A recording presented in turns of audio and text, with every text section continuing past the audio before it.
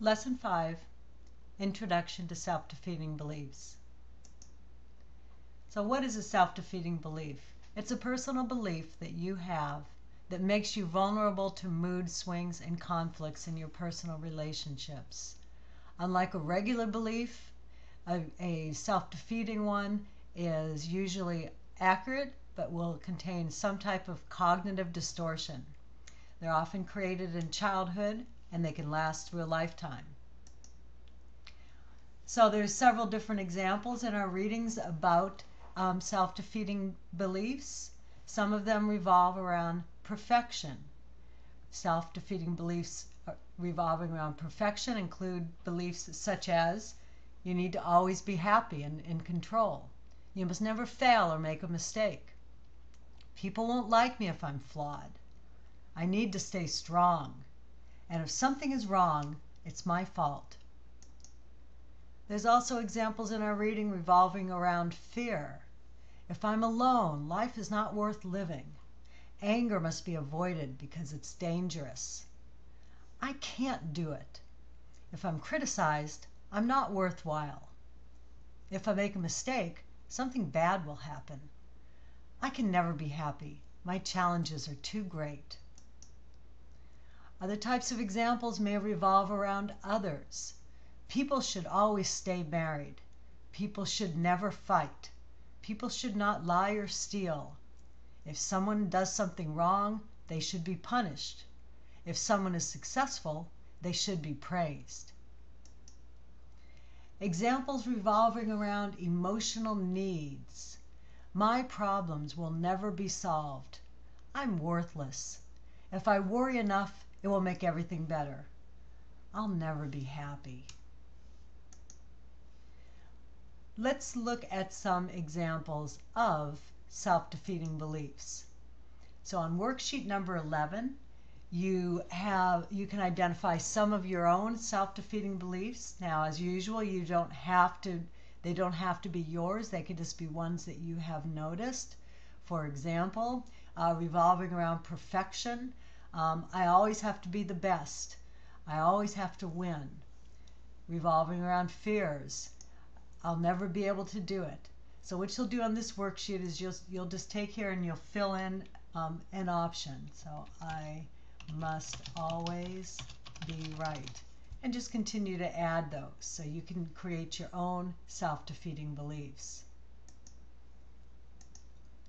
Okay, what are your self-defeating beliefs? Well, you can go online to this site and you can actually take a quiz. Now this might take a little bit of time. So you start by putting in your name, and you don't have to do your whole name or your real name. You could be whoever you want to be. And then you begin the program.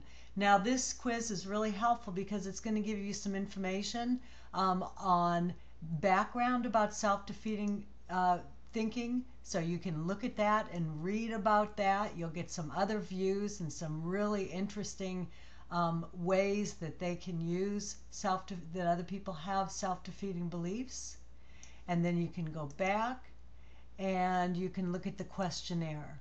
So this is a questionnaire. You just go through each of these questions and you agree or disagree. Then you'll find your scores.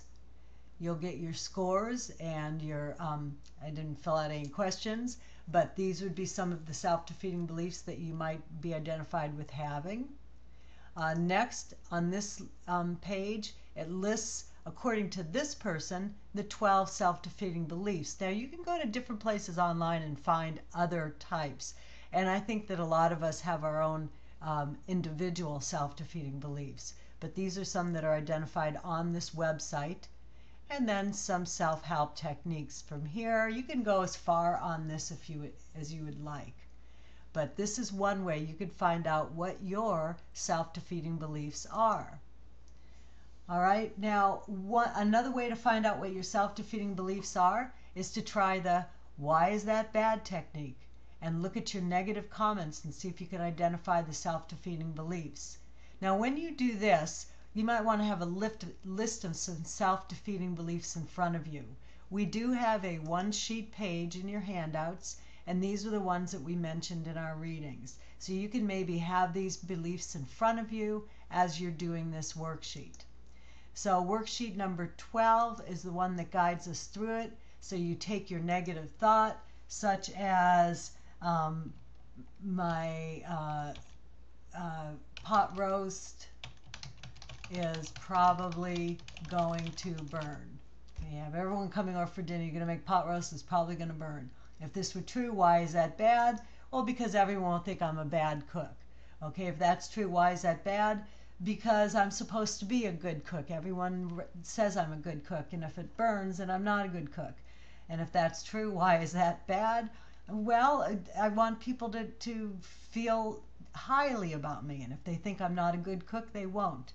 And you can see as you go through these different steps, you're going to get deeper and deeper into your reasons on why that is bad, and you're going to realize that maybe there are some cognitive distortions on there. So for example, everyone's going to think that I'm a terrible cook. Well, I don't think everyone would do that.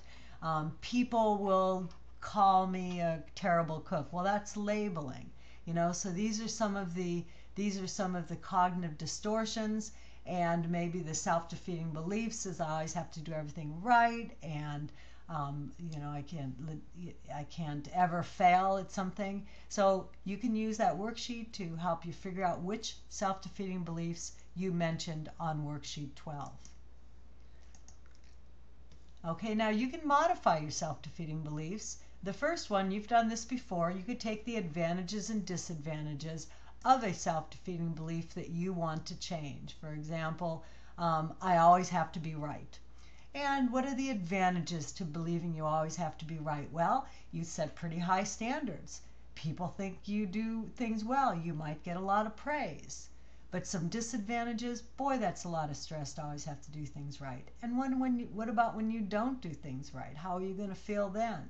So go through and list the advantages and disadvantages. And what we're hoping, if this is a self-defeating belief that you want to change, we're hoping that you'll find more disadvantages than advantages. And if you do, then you're ready to change.